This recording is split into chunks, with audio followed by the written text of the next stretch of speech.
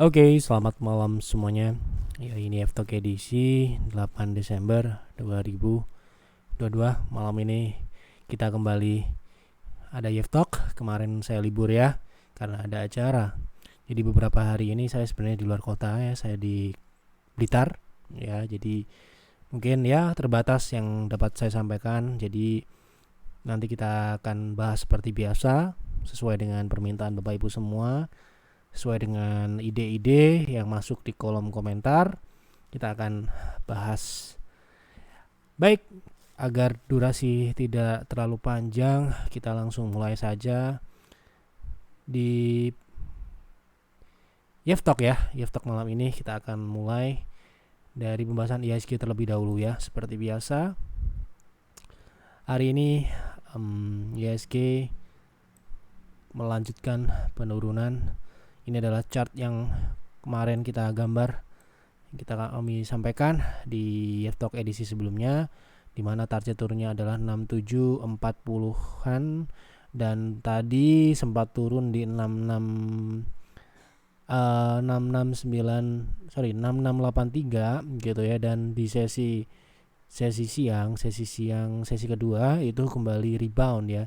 Jadi IHSG mengalami rebound di sesi kedua ini ya, candle H4 untuk hari ini atau sesi siang hari ini.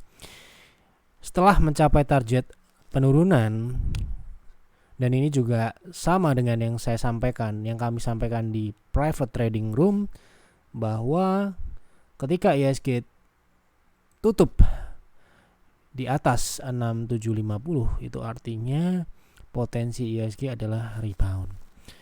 Ya, di sini kita masih artikan rebound atau pullback terlebih dahulu. Nah, berapakah target rebound atau pullback IHSG dalam jangka pendek ini yang mungkin kita bisa jadikan acuan bagaimana kita bereaksi ya.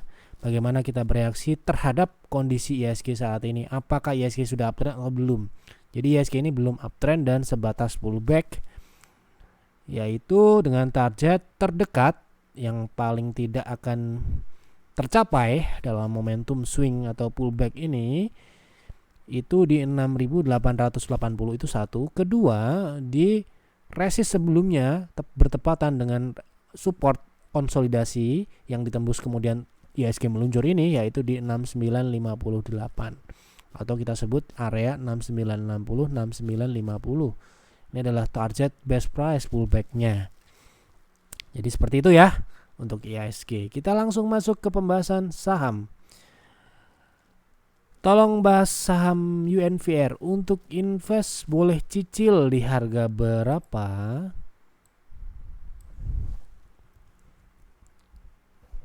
Untuk invest, meskipun untuk invest kita harus lihat teknikalnya ya. Teknikal ini ya, kita lihat bagaimana UNVR ini, apakah sudah mulai uptrend atau belum gitu kan. Nah ini ya, jadi posisi saat ini untuk UNVR sendiri secara teknikal sebenarnya baru pullback, belum reversal. So kalau mau invest Anda jangka panjang lebih enak harus patah tren dulu ya. Patah tren dulu. Kalau di harga saat ini mungkin untuk swing jangka menengah ya, swing jangka menengah ini pun juga harus ada stop loss di 4540 ke bawah atau 4500 ke bawah ya, karena kalau turun ke bawah situ artinya UNVR lanjutkan downtrend gitu ya. Jadi untuk saat ini kalau kita mengacu pada teknikal ya, jadi UNVR ini masih memiliki potensi pullback ke 5.900 atau 6.000 gitu ya. Jadi kalau mau masuk sekarang mungkin sifatnya untuk swing jangka menengah. Di harga saat ini bisa ya.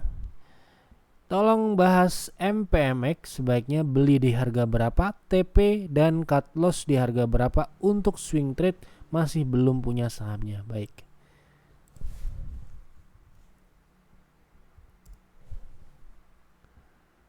Oke, untuk Mitra Pinastika sejauh ini masih dalam tren naik dan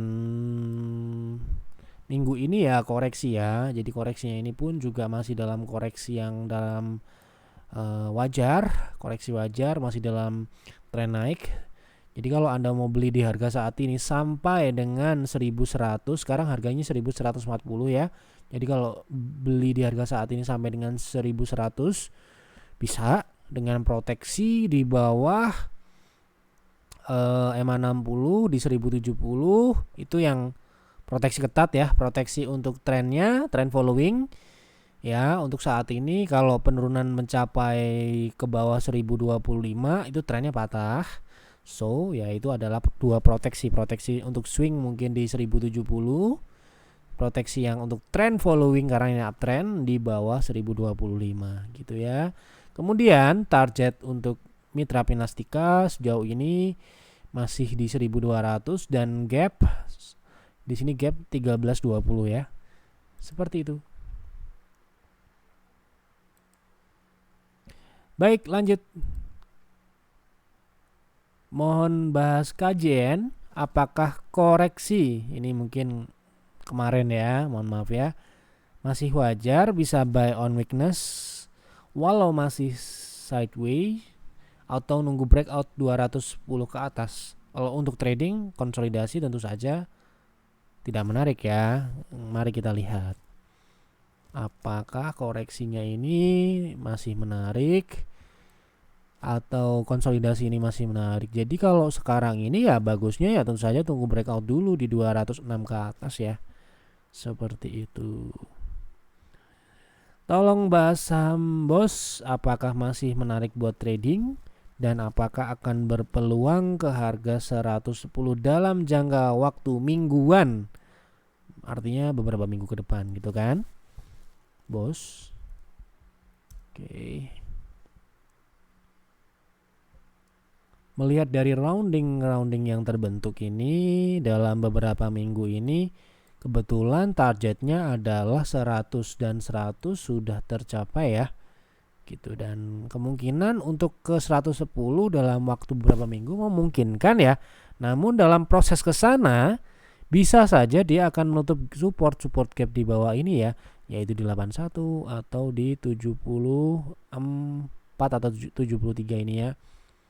Ini loh ya.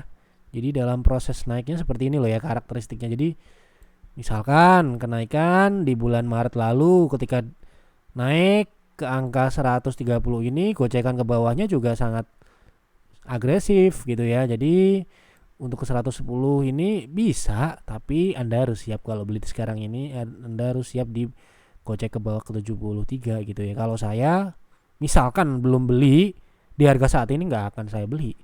Tunggu di bawah.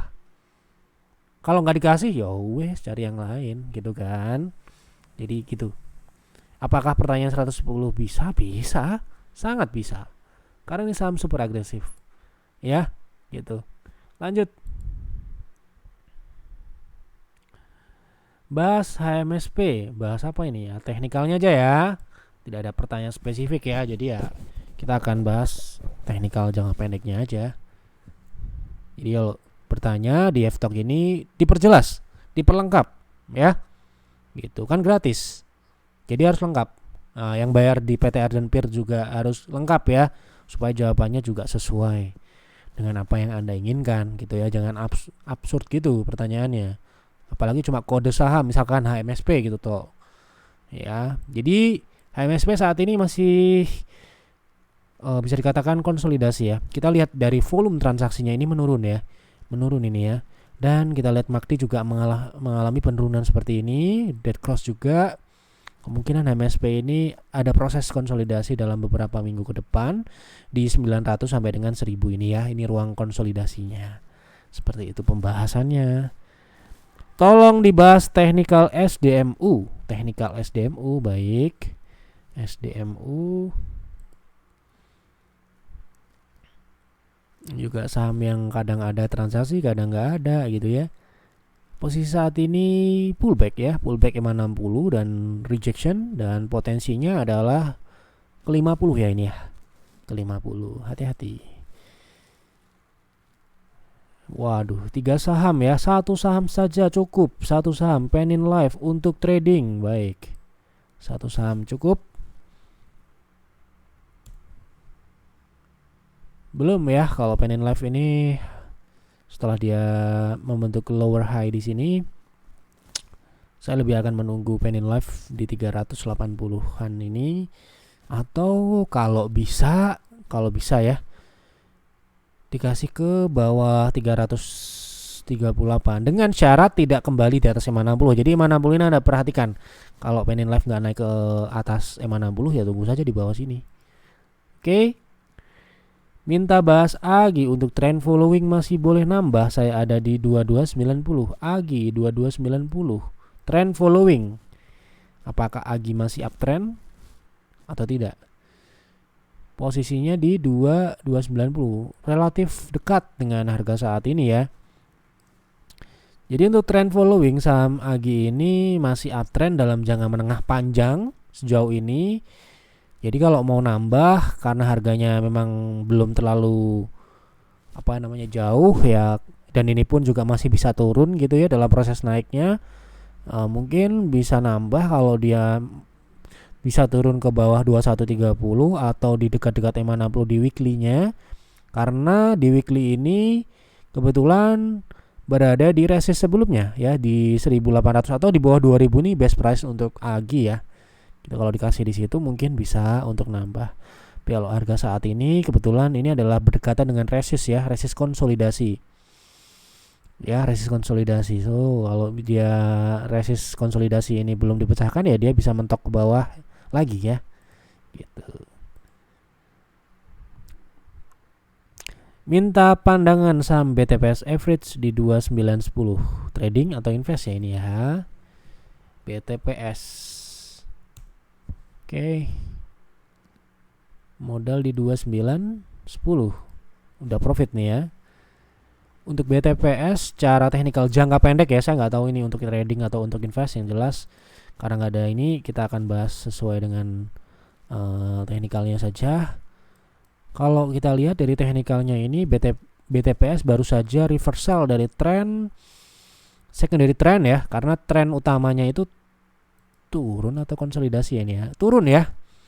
Jadi ini secondary trend searah dengan tren utama yang turun ini. So kalau Anda trading saat ini bisa hold dulu dengan proteksi di bawah 2850 ke bawah.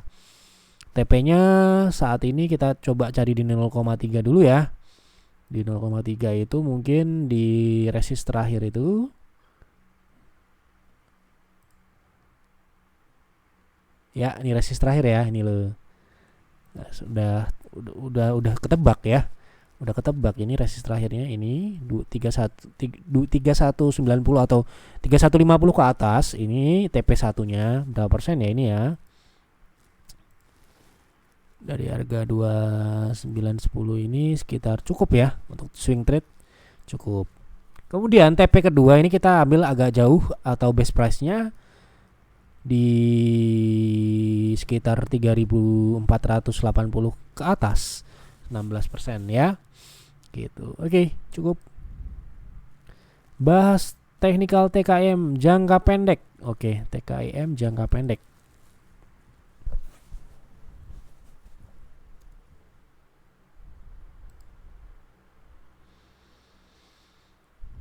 Untuk Tekim sekarang ini baru saja mematahkan tren naik ya. Tren naiknya baru saja dipatahkan. Juga harus hati-hati. Oke, jadi potensi Tekim saat ini kalau dia tidak balik ke atas 79 ke atas, potensi turun ke 7250 ya. Jadi ini berada di persimpangan EMA 60. Kalau tidak balik ke atas EMA 60 lagi, seharusnya dia probabilitasnya besar ke 7200 ya. Itu jangka pendek seperti itu. Bahas BTN bisa masuk di berapa untuk invest.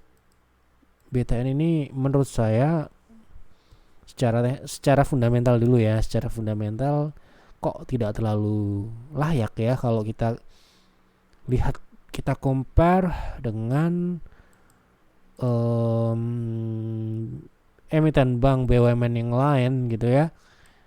Makanya nggak heran kenapa BTN ini nggak perform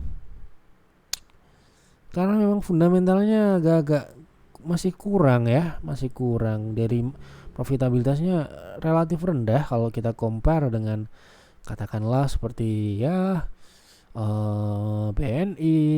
Ya memang berbeda sih, market mereka juga berbeda, cuma kalau kita boleh sarankan pilih-pilih yang lebih baik ya, kalau bank-bank yang lebih dalam kondisi yang lebih baik lah gitu ya. Ini ya, jadi ini kita lihat dari profitabilitasnya relatif tipis ya untuk kelas bank BUMN. Ini ya 12 10 12 seperti ini kurang ya NPM-nya gitu ya. Kalau kita lihat di tahunan bahkan di bawah 10 nih pernah ya. Coba kita lihat, coba misalkan contohnya BBNI ya, contohnya.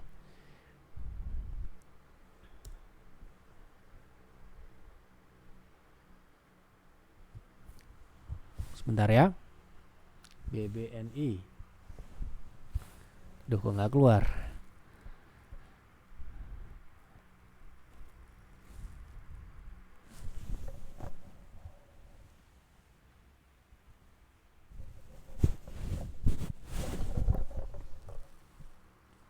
Nah, iya.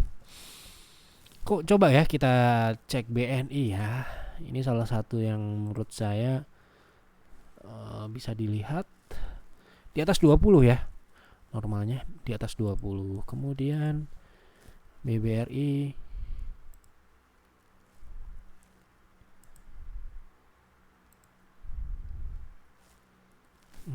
20 juga. Ya dia kepala dua lah ya profitabilitas NPM-nya ya. Kemudian BMRI. Selain itu kita juga harus lihat tren dari profitabilitasnya juga ya. Bapak Ibu bisa pelajari sendiri. Kalau untuk invest tentu saja kita harus pilih mana-mana yang terbaik. Ini misalkan Bank Mandiri 20 juga. Rata-rata di atas 20 ya. Atau bank daerah lah, Bank Jabar misalkan. Yang profitabilitasnya mungkin juga lebih tinggi. Oh, ini di bawah 20 ya, 16. Tapi lebih baik ya. Ini kita bicara bukan feelingmologi ya, berdasarkan data di atas kertas, oke? Kenapa kok BTN nggak perform? Ya, sedangkan saham BNI, BMRI, BMRI, BNI, BRI itu rekor ya setahun ini, gitu. Nah, misalkan BCTM juga, ya misalkan kita cek bank daerah dilawanin bank daerah pun BTN itu kalah ya, mohon maaf, sorry to say ini ya. Makanya kenapa BTN itu nggak perform, banyak yang nanya seperti itu, kenapa BTN kok nggak gerak-gerak gitu ya. Udah performanya aja kayak gitu, siapa yang mau ngangkat, duitnya banyak itu ngangkat saham BTN ya. Mau pakai duit siapa buat ngangkat yang emiten yang nggak ada kinerjanya seperti ini ya, kinerjanya kurang bagus. Sedangkan kita investor yang uangnya terbatas ya, kalau saya kan uangnya terbatas, jadi akan memilih satu aja yang paling bagus ya, baik itu dari fundamental pasti dan teknikal, potensi upside-nya dan sebagainya gitu ya. So mungkin kalau pertanyaannya adalah BTN masuk di harga berapa, kita akan kasih secara teknikal, tapi untuk invest menurut saya saat ini belum layak invest ya saham ini. Nah, kalau teknikalnya kapan bisa masuk? Ya tunggulah dia reversal. Ini kan masih dalam tren turun ya. Saat di sini turunnya ini belum pernah uptrend sejak 2018 yang lalu. Waktu itu ada ada sebuah event yang membuat saham ini jatuh ya, kalau saya lupa. Pokoknya ada, saya lihat nanti ya, kalau ada datanya nanti kita akan share sebagai contoh kalau ternyata performance sebuah bank ini bisa berbalik seperti ini disebabkan oleh suatu hal yang, kan orang bilang bank itu salah satu sektor yang aman, sektor yang bertumbuh ya, sesuai dengan pertumbuhan ekonomi dan sebagainya, tapi tidak semua ya. Jadi kita harus tahu itu karakteristiknya juga gitu ya. Nah, ini kalau masuk, kalau dia paling tidak bisa naik di atas 1800 ke atas, mungkin dia baru uptrend. Baru bisa dikatakan mulai uptrend atau mematahkan tren turun. Tren turun jangka menengah panjang ini ya, 2018 nih masalahnya ya. Dan belum balik sampai dengan sekarang ini. Peaknya di 3600 ya, suatu saat mungkin dia akan kesana lagi, tapi kita harus lihat dulu juga kinerja fundamentalnya kalau kita mau invest ya. Jadi seperti itu kira-kira yang dapat saya sampaikan di F-Talk malam ini. Semoga dapat bermanfaat untuk Bapak Ibu semua. Selain mendapatkan informasi update market, Bapak Ibu juga sedikit-sedikit mendapatkan edukasi, pandangan-pandangan untuk trading dan investing ya. Jadi itu adalah opini, analisa dan prediksi saya pribadi. Jadi pasti bisa benar dan bisa salah ya. Bapak Ibu harus analisa lagi buat trading plan kalau Anda trading, buat investing plan kalau investasi, analisa fundamental terlebih dahulu. Ingat itu komitmen jangka panjang, jangan sampai Anda beli kemudian Anda menyesal ya. Jadi pastikan Anda sudah melakukan prosedur-prosedur sebelum melakukan pembelian. Jangan asal beli, jangan asal ikut orang yang nggak Anda kenal track recordnya, nggak tahu dia siapa, bagaimana track recordnya. Kalau kita jelas Bapak Ibu bisa lihat bagaimana kinerja kami di website kami setiap bulan, setiap tahun dilaporkan secara transparan ya, sehingga seharusnya tidak ada keraguan untuk tidak mengikuti YEF ya. Jadi harus seperti itu. Harus melihat bagaimana track recordnya, bagaimana kinerjanya, karena sekarang ini terus terang banyak sekali ya di luar sana banyak yang di forum-forum memberikan rekomendasi dan sebagainya. Sah-sah saja Anda melihat itu, tapi Anda harus olah ulang, analisa lagi supaya Anda tidak menyesal ya, karena membeli juga Anda pelajari sebelum membelinya. Gitu. Cukup untuk malam ini. Mohon maaf apabila ada kesalahan atau kekurangan. Isi di kolom komentar sama apa yang menarik untuk dibahas di F-Talk selanjutnya. Selamat malam dan selamat istirahat.